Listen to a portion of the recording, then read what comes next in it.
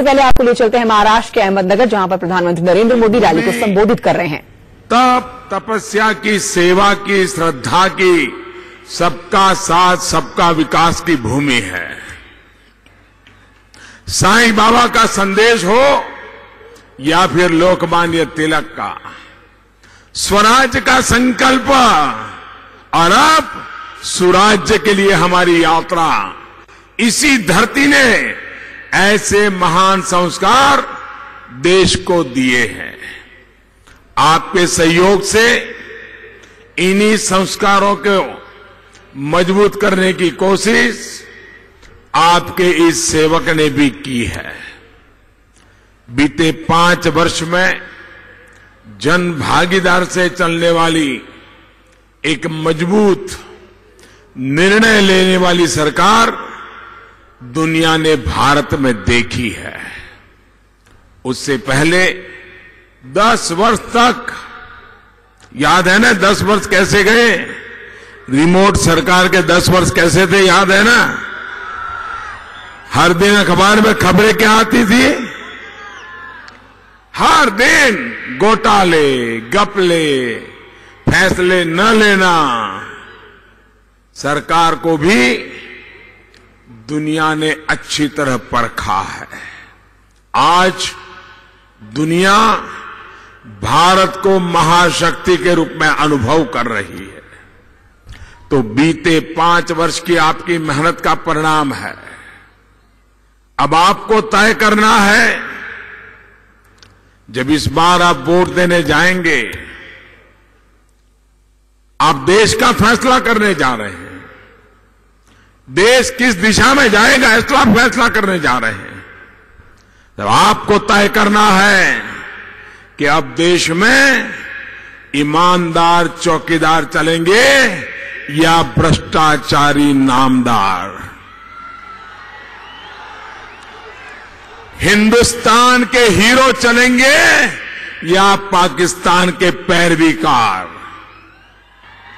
साथियों, एक तरफ कांग्रेस और एनसीपी की महामिलावट की खोखले वादे और दूसरी तरफ एनडीए की महायुति के बुलंद इरादे पर अगर आप नजर डालेंगे तो आपको तय करने में और आसानी हो जाएगी। जब कांग्रेस एनसीपी की सरकार थी तो देश सिर्फ गाँव ही झेलता था। कभी मुंबई में बम धमाके, कभी यहां पड़ोस में पुणे में धमाके होते थे। आज आए दिन हम उस समय बम धमाके देखते थे, आए दिन होते रहते थे।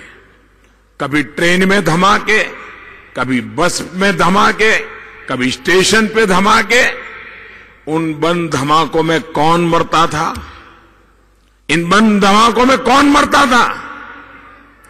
इन बम धमाकों में कौन मरता था? हमारा किसान, व्यापारी, विद्यार्थी, नौकरी पेशा, मजदूर, यानी हर किसी की जान पर संकट था। 5 वर्ष में आपने इस चौकीदार की सरकार भी देखी है। अब वो बम धमाके कहां गए? साथियों, इस चौकीदार ने आतंक के सरपरस्तों में ये डर बिठाया है कि उनकी एक भी गलती उन्हें भारी पड़ जाएगी। ये चौकीदार उन्हें पाताल से भी खोज करके निकाल लाएगा और उन्हें सजा देगा। भाई और बहनों, याद करिए, पहले जो सरकार थी वो पाकिस्तान के सामने, दुनिया के सामने कैसे कमजोर लगती थी। हमारे जवान बदला लेने की मांग करते थे, लेकिन सरकार को सांप सूंघ जाता था। चौकीदार की सरकार पाकिस्तान में आतंकियों के घर में घुसकर मारने के लिए अपने सपूतों को इजाजत देती है। घर में घुसकर मारना चाहिए कि नहीं मारना चाहिए? मारना चाहिए कि नहीं मारना चाहिए? अब भारत ने दुनिया के सामने दुहाई देना बंद कर दिया है। आप मुझे बताइए, आप इस मजबूत भारत से खुश हैं? घर में घुसकर आतंकियों को मारना की नाती आपको मंजूर है?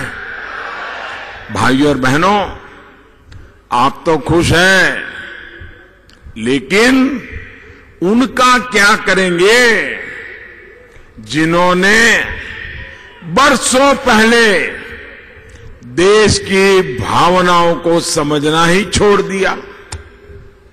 साथियों, इस बार तो हद ही हो गई है।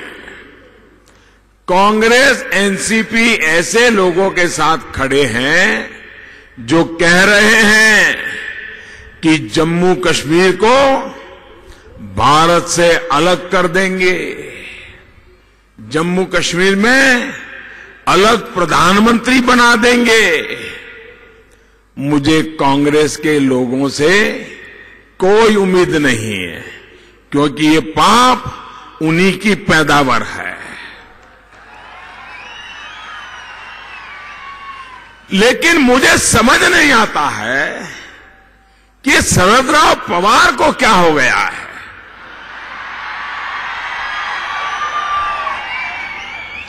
अरे शरद राव, आपने तो देश के नाम पर कांग्रेस छोड़ दी थी, कांग्रेस को तोड़ दी थी।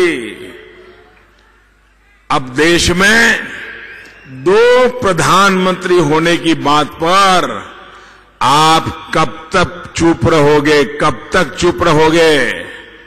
ये 2 प्रधानमंत्री वाली बात आपको मंजूर है? जिस कश्मीर के लिए देश के हजारों जवानों ने बलिदान दिया, क्या वो कश्मीर के टुकड़े होने देंगे? क्या कांग्रेस से फिर हाथ मिलाने के बाद आप भी विदेशी चश्मे से भारत को देखने लग गए? अरे शरद राव, आपकी पार्टी का नाम तो राष्ट्रवादी रखा है आपने। क्या ये नाम भी जनता की आंख में धूल झोंकने लिए डाला है क्या? आपके साथी खुलेआम भारत में 2 प्रधानमंत्री होने की बात कर रहे हैं। अरे छत्रपति शिवाजी की धरती के होकर आपको नींद कैसे आ रही है शरद राव? भाई और बहनों, कांग्रेस जम्मू कश्मीर से सेना को हटाने की बात कर रही है। कांग्रेस कह रही है कि जवानों को मिला विशेष अधिकार हटा देगी। मैं महाराष्ट्र और देश के फर्स्ट टाइम वोटर से भी पूछना चाहूंगा, जो पहली बार 21वीं सदी में पैदा होने के बाद इस बार देश की सरकार के लिए वोट देने के लिए जाने वाले हैं, जिन्होंने 18 साल पूरे किए हैं, मैं उनसे अपील करना चाहता हूं, क्या देश की सुरक्षा पर पहले की सरकारों का कमजोर रवैया ये मेरे नौजवानों को मंजूर है? तो शरद पवार पर प्रधानमंत्री नरेंद्र